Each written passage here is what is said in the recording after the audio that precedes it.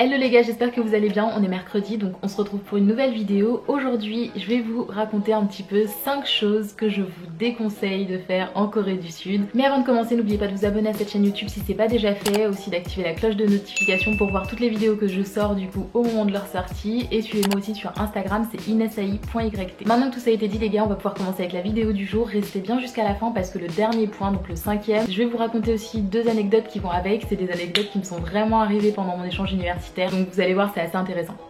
Le premier point il va concerner les passages piétons. Donc il faut savoir que comme vous savez en France on a un petit bonhomme qui est rouge ou qui est vert selon le moment où vous pouvez traverser ou pas. Idem pour les voitures, il y a le feu rouge, vert, etc.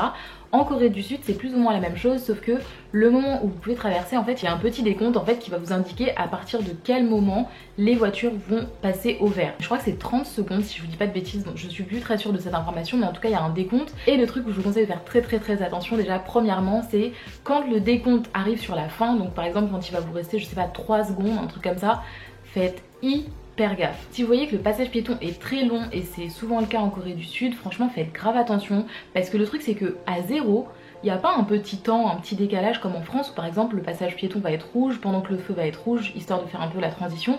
En Corée, une fois que le décompte arrive à zéro, c'est vert pour les voitures, et les voitures, bon, déjà elles roulent super vite, et en plus de ça, elles vont pas attendre forcément que vous traversiez. Donc soit elles vont vraiment vous faire du rentre dedans, soit elles vont klaxonner. Enfin, en gros, faites hyper attention à ça parce que au début ça peut être un peu flippant, très franchement. Donc calculez bien le moment où vous allez commencer à traverser. Si vous voyez qu'il vous reste pas assez de temps, franchement conseil de sécurité, attendez avant de traverser réellement. Et de la même façon, même si vous ne voyez pas de voiture dans les alentours, avant que le feu devienne vert pour vous, honnêtement je vous déconseille de tenter de traverser parce que on sait jamais trop d'où les voitures arrivent. Par exemple à une intersection, si la voiture arrive de la gauche et qu'elle passe comme ça, elle roule hyper vite en Corée du Sud, et encore une fois honnêtement j'ai pas vu d'accident parce que les gens font quand même relativement attention, mais quand je vois en tout cas la vitesse à laquelle les voitures tracent sur le passage piéton, je me dis que si j'avais traversé à ce moment là, clairement ça aurait été compliqué. Donc vraiment faites super gaffe, n'essayez pas de faire un petit peu à la française où quand on voit qu'il n'y a pas de voiture, même si c'est rouge et tout, on traverse. J'ai fait l'expérience de traverser à un mauvais moment, ou en tout cas c'était plutôt une erreur de calcul, j'ai traversé à la fin du décompte. J'ai eu peur, j'ai eu très peur franchement, parce que les voitures elles te speed en fait, ils sont vraiment tellement speed que voilà, c'est quand c'est pas ton tour, c'est pas ton tour, et on te le fait bien comprendre. La deuxième erreur que j'ai faite en Corée du Sud, ça je vous en avais parlé dans une vidéo, c'était dans la série les différences entre la France et la Corée du Sud, je sais plus exactement laquelle, mais c'est de me moucher en cours. Je ne savais pas qu'en Corée du Sud c'était pas poli de se moucher en public, donc moi je l'avais fait parce que j'étais enrhumée et qu'on était en cours et tout, et c'était chiant, donc je me suis mouchée. J'ai eu des regards de toutes parts de la classe et tout qui me jugeaient, clairement qui me jugeaient, mais j'ai appris par la suite que c'était pas poli, il fallait mieux renifler etc. plutôt que de se moucher, donc c'est plutôt l'inverse par rapport à la France, donc faites vraiment attention à ça parce que si on le sait pas à l'avance, honnêtement ça peut être dérangeant. Moi ce que j'ai fait par la suite, c'est que quand j'avais vraiment envie de me moucher, je sortais de la salle et j'allais me moucher dans le couloir et ensuite je revenais, et c'était beaucoup plus pratique comme ça. Le troisième point, je pense que vous le savez déjà, mais je pense que c'est jamais mauvais de le rappeler encore une fois, c'est de penser que la vie en Corée du Sud est similaire au K-drama et que les personnes ressemblent aux idoles de K-pop. J'ai déjà dû le dire dans une autre vidéo, mais je pense que c'est important de le rappeler. Ça c'est une grosse erreur, c'est une grosse erreur parce que c'est pas vrai déjà, et que ça peut être aussi dangereux parce que si vous faites confiance aveuglément aux gens que vous rencontrez là-bas, parce que vous vous dites qu'ils sont aussi gentils et aussi innocents que dans les K-dramas, ça peut vraiment poser beaucoup de problèmes. Et en plus de ça, ça risque de vous décevoir en fait. Je parle même pas vraiment uniquement de physique ou de choses comme ça, mais le truc c'est qu'il y a beaucoup de vidéos qui tournent par exemple sur TikTok où on voit des passages de K-drama où les gens sont hyper gentils, etc., hyper adorables, hyper innocents et simples. Il y a des gens qui sont effectivement comme ça, mais c'est pas tout le monde qui est comme ça, donc faites vraiment attention. Et de la même façon, évitez de penser que la Corée du Sud c'est le pays des miracles, que tout va bien, etc. Parce que ça peut aussi vous décevoir beaucoup je pense. C'est un peu de la même façon que quand il y a des étrangers qui viennent en France, vous savez, et surtout à Paris. Je discutais de ça d'ailleurs avec une copine sur Instagram hier qui m'expliquait qu'elle avait de la belle famille qui était venue à Paris, donc depuis la Corée, et qui avait été hyper déçue en fait parce que les attentes que sa belle famille avait de Paris étaient très hautes par rapport à ce qu'est Paris réellement. Donc effectivement il y avait des points qui étaient similaires à leurs attentes, mais il y avait aussi des points qu'on voyait pas dans les films, qu'on voyait pas dans les séries, qu'on voyait pas sur internet, etc.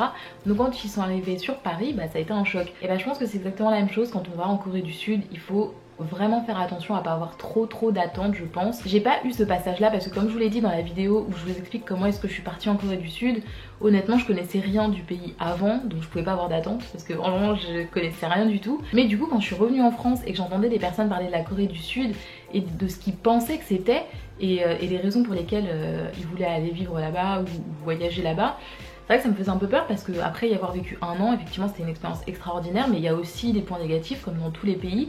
Et c'est vrai que c'est des points que les personnes ne semblaient pas voir ou ne voulaient pas voir ou que simplement ils pouvaient pas voir parce que c'est vrai que c'est pas forcément des choses qui sont montrées de la Corée du Sud en premier. Donc voilà, je pense que c'est quand même une erreur de trop idéaliser le pays, de trop idéaliser les gens et tout parce que ça reste voilà un pays, donc il y a ses points positifs, ses points négatifs, mais il faut vraiment pas écarter les points négatifs parce qu'ils existent et vous risquez d'être déçus sinon.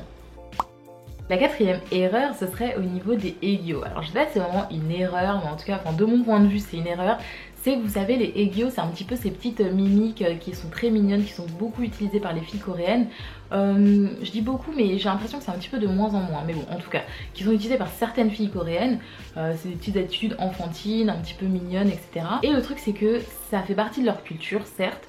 Mais je pense que c'est une erreur de vouloir essayer de faire la même chose. Et je vous dis ça pourquoi? Je vous dis ça parce que j'ai vu des étrangères en Corée du Sud faire des aegyo, faire des petites mimiques mignonnes, etc. C'est mon avis, mais je trouve ça un petit peu cringe, un petit peu comment on dit, malaisant, on va dire. Et j'ai en plus constaté, j'ai demandé du coup à des amis coréens, il y avait beaucoup de garçons qui déjà n'aimaient pas trop ça de la part des coréennes parce qu'ils trouvaient ça un petit peu gnangnan, un petit peu niais surtout. Déjà ça leur posait un peu problème de la part des coréennes alors que pourtant ça fait partie quand même de leur culture.